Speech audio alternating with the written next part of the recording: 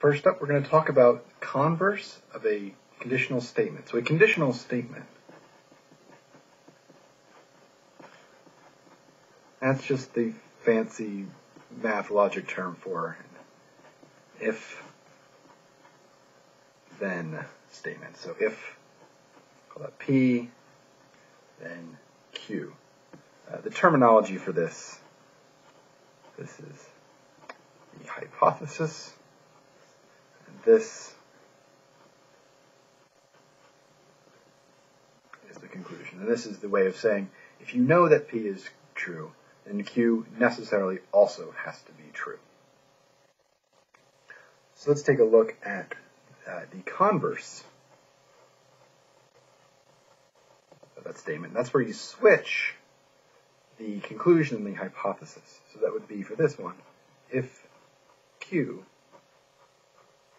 then P. So on your pretest, there was the statement, if it rains, then I get wet. There's our hypothesis. There's our conclusion. So the converse would be, if I get wet, then it rains, which is, even if you take this as necessarily true, the converse may not be true.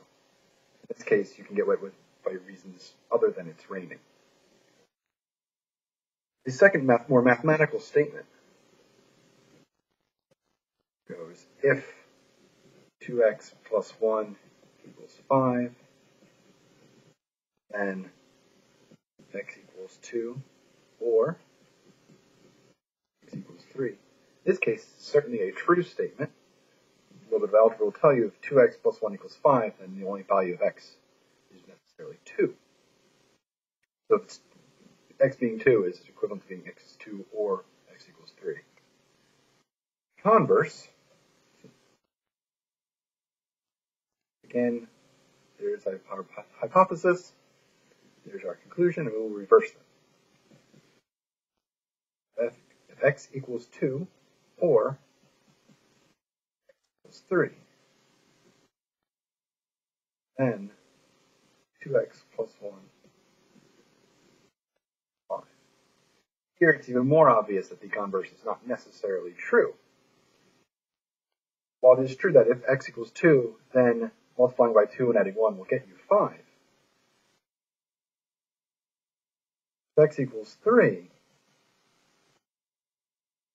2x plus 1 is going to get you 7, not 5. The converse